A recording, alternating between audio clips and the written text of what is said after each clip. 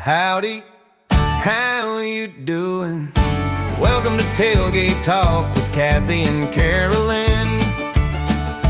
Come on in and sit for a spell.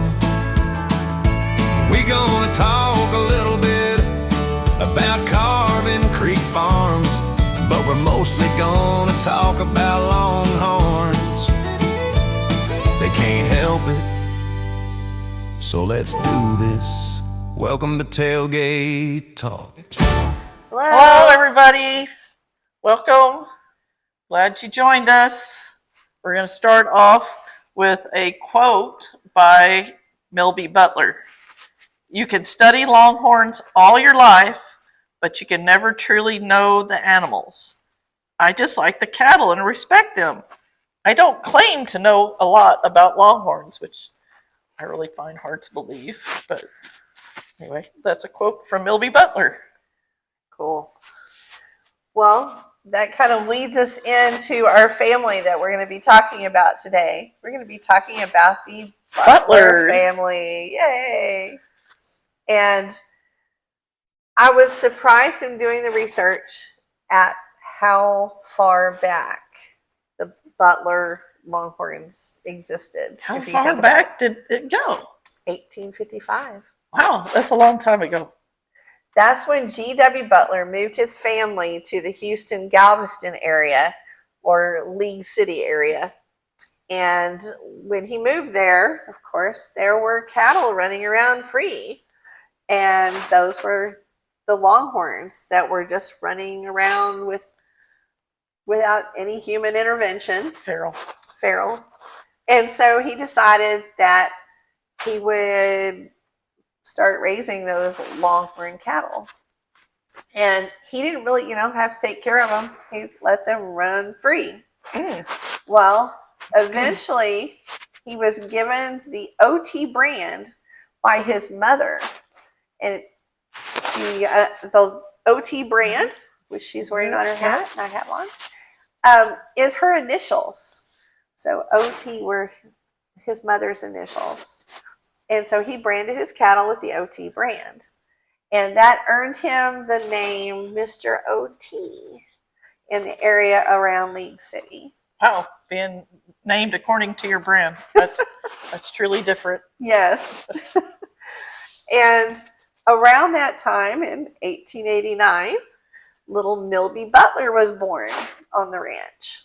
And he grew up with cattle. Did he have any siblings? Was there any mention of siblings? Was he like the oldest son, maybe? So that's the reason why he got that? I do believe he had siblings. But he was the only one that was interested in cattle. Because he wanted to be a cowboy and be on the range. And he didn't want to be in school. And it says that G.W. tried hard to get him an education and to stay in school, and Milby wanted to be out with the cattle. So eventually GW gave Milby the OT brand around 1907 to keep as his own. And he was raising Longhorns and Brahmins because they were the end thing, So he had them as well. But around the 1930s, he noticed that all the Longhorns were beginning to disappear. Oh, no. Or die out. And he was like, oh, no, it needs to be preserved. And so he started looking at his own cattle, and he began finding all of his that were 100% Longhorn and cutting them out and keeping them separate from the Brahmins or the blends. And so he said, no, I'm going to keep and preserve these Longhorns. So he started fencing in an area, keeping them in that area, and raising Longhorns. And this is all down by League City. Okay. Still in League City area. And in 1931, Milby traded Pat Phelps 2 Brahmins for a white called flea bitten longhorn cow. She had white speckles or red speckles on her. She had red ears, red rings around her eyes and her nose, and red specks on her ankles. I think we can all say, most of us Roan. Longhorn breeders have had one born looking like that way, or owned or Exactly. seen one. And what made her really outstanding was she had a double twist. Ooh. And that particular color combination became known as the Butler color because he really liked that cow. He bred her a lot. And so she had lots of little offspring that looked a lot like her. But he was interested in those long corkscrew horns. And so he bred for it. And he also wanted his cattle to be big. So you look for big as well as the corkscrew. Oh. And one thing that was different about Milby was he never sold his cattle. He wouldn't sell them. He kept them as a closed herd and was breeding for the colors that he wanted. And speaking of color, his bulls that he would breed his cows with were usually white or roan. Wow. Because he felt a white or roan bull crossed on a brown cow gave him the most outstanding colors. And so that was the way he looked to breed, was with white or roan bulls. Wow. Which is kind of cool. He died in 1971, which you think about it, wasn't that long ago. No, it wasn't. At least for us. Yeah. But at the time, 80% of his cattle ended up at the slaughterhouse. Oh, that's sad. They just dispersed his herd that way. But no children that wanted to get into? No. Oh. But thank goodness there were other ranchers who decided that the Butlers needed to continue. And so they sought out and purchased the other percentage of his herd to preserve it. And they continued the Butler line. Oh, that's good. Which was really awesome. So you're thinking 54 years later, here we are. The Butler line still survives as an easily identifiable type of Texas Longhorn with the Butler name, and it can trace all the way back with an unbroken line to those native bighorn cattle of East Texas and the Gulf Coast. Cool. From the 1800s. So and earlier, over 100 years. That's really cool. To think that we have Butlers running around in our herd, and their genetics go straight back to those cattle. Oh yeah, you go back into pedigrees, and it goes back, and it just says Butler Longhorns. Yeah, it's awesome. Uh-huh. And the Butler breeders, they are a really great group. And every year they have a sale. It's usually Labor Day weekend. Mm-hmm. They hold it on Saturday. Yes. At noon. You get to look at the cattle on Friday night. And Saturday morning. And they feed you like you wouldn't believe. Lots of good food and desserts. And then you have a fun sale. Yes. And this year, the Butler Breeders Invitational Sale is going to be on August 29th of 2026 in Lockhart, Texas. The barbecue capital of Texas. Yes, it's awesome. You have different barbecue for every meal, and I don't think you repeat. No. It's like there's so many barbecue places, well-known ones down there. Oh, yes.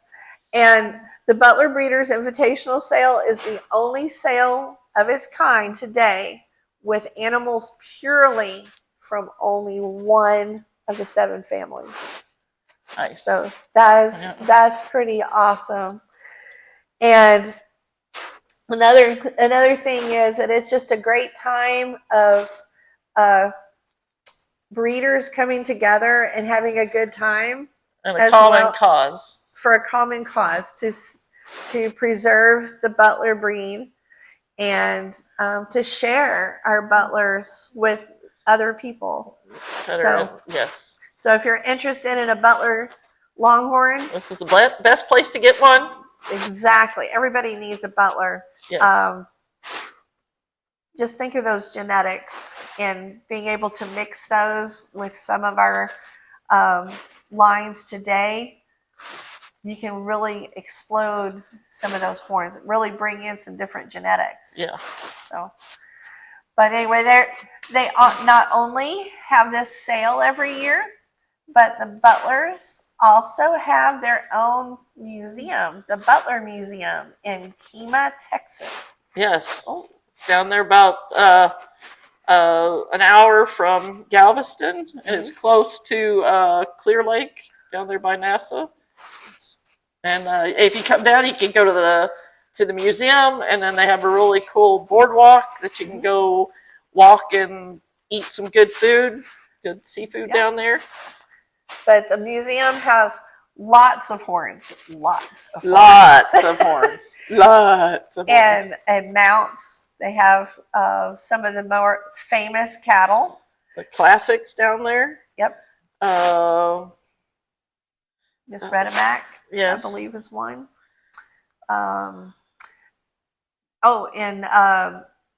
They've got an interesting display about a famous person that G.W. Butler ran across and inspired. Milby wanted to be just like this man, John Wayne. And so one of the Longhorn cattle from the Butler herd was actually used in filming of the Alamo with John Wayne.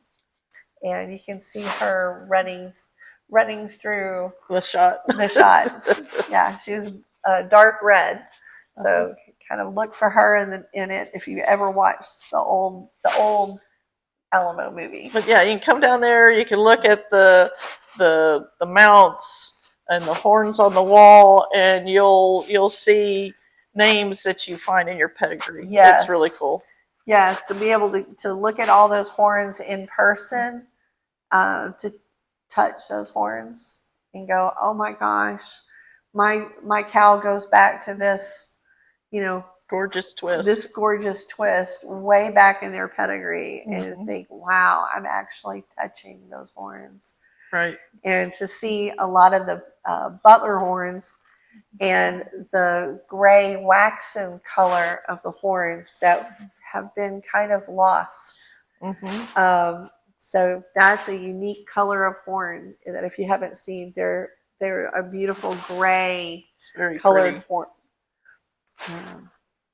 So great road trip to have.